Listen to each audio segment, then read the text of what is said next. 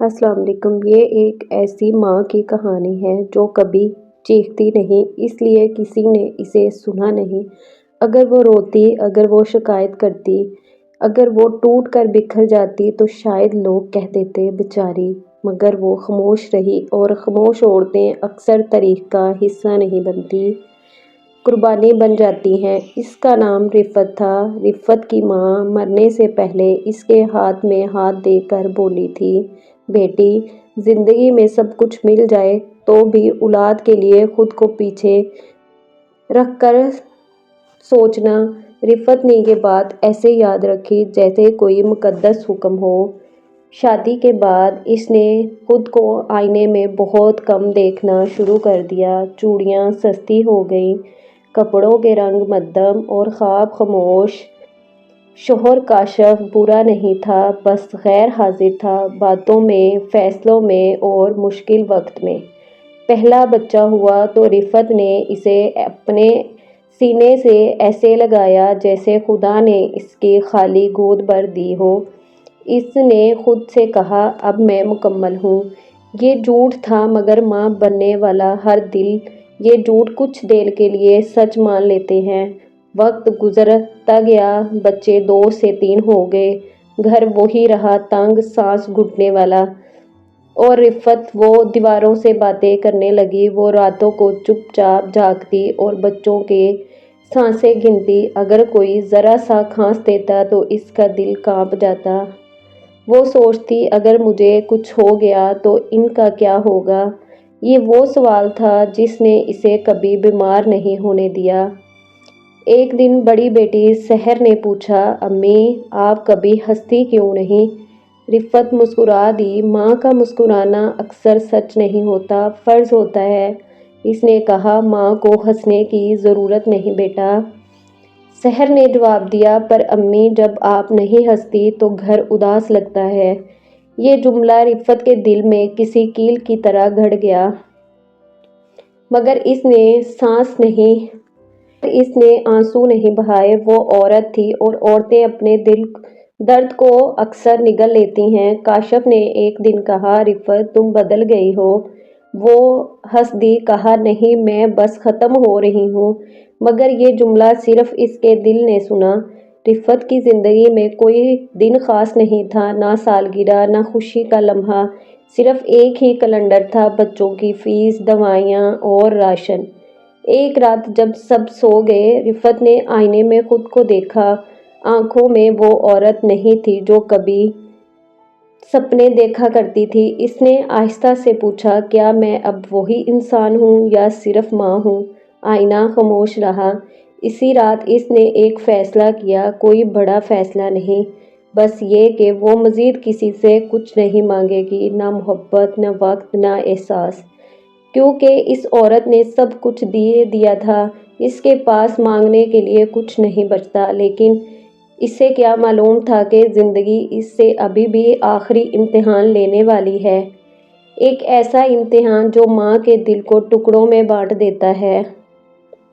یہ وہ حصہ ہے جہاں ماں زندہ ہوتی ہے مگر اندر سے مر جاتی ہے، نہ چیختی ہے، نہ درد کسی کو سناتی ہے، یہ وہ درد اپنا خاموشی سے جھیل لیتی ہے۔ رفت ایک دن میں نہیں بدلی، وہ آہستہ آہستہ خود سے رخصت ہو رہی تھی، جیسے کوئی چراغ ہوا کے بغیر مدھم پڑ رہا ہو۔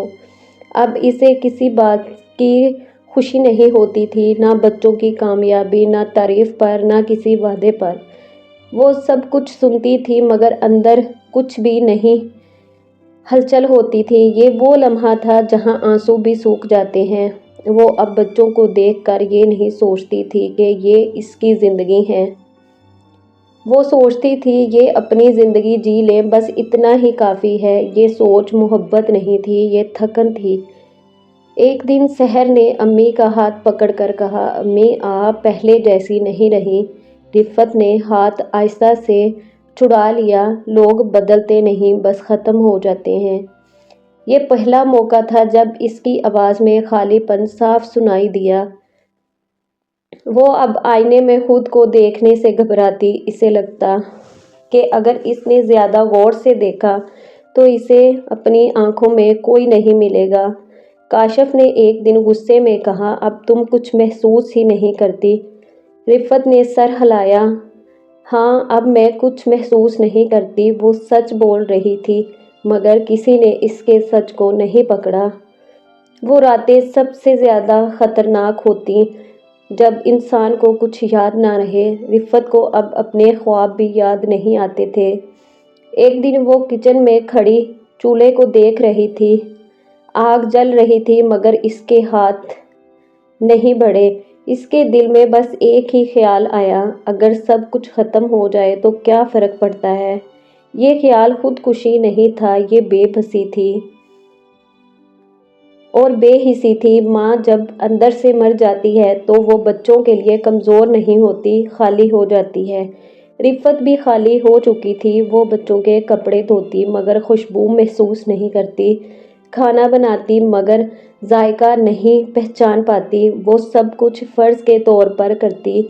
सहर ने एक दिन अपनी माँ की डायरी खोली। इसने इसने इसमें कुछ नहीं लिखा था सिवाय एक जुमले के, मैं थक गई हूँ मगर रुक नहीं सकती। सहर की आंखों में आंसू बहने लगे। इस रात सहर माँ के पास लेटी पूछा, अम्मी आप खुश हैं? रिफ़त ने बहुत देर बाद जवाब दिया, मैं ज़िंदा हूँ। ये जवाब खुशी का नहीं, ये ज़िंदा लाश का जवाब था। कुछ औरतें मरने से पहले अधूरी नहीं रहती, वो बस आहिस्ता आहिस्ता अपनी जगह खाली कर देती हैं। रिफ़त भी अब वैसी ही हो चुकी थी। बच्चों को लगता था अम्मी थक गई हैं। इन्हें ये मालूम नहीं था कि माँ थकती नहीं, टूट चुकी है।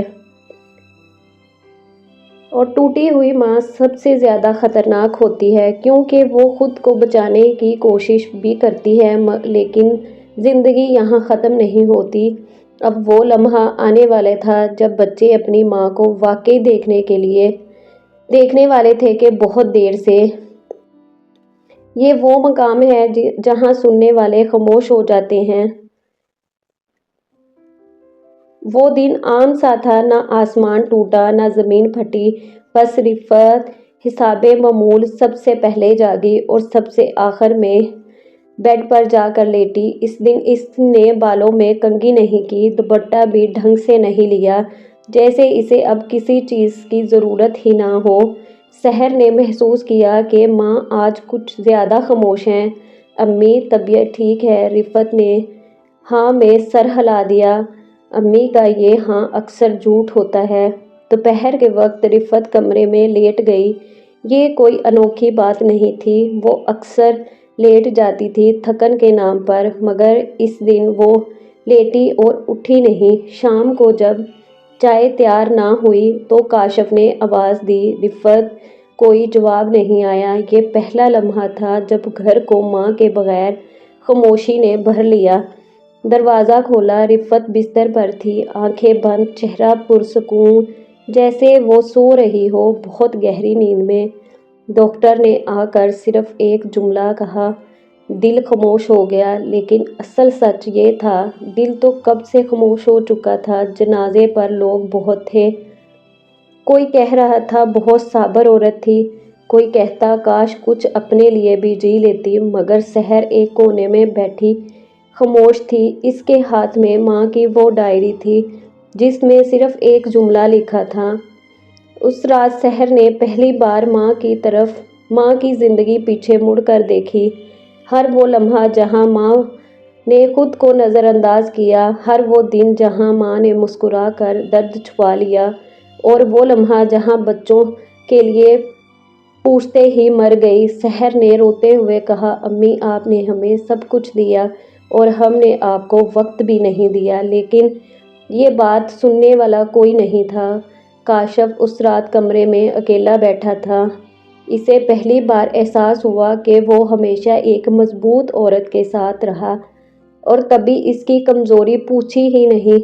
मर्दों की यही सबसे बड़ी नाकामी होती है। चंद हफ्तों बाद सहर ने माँ के कपड़े संभालते हुए एक लिफाफा देखा।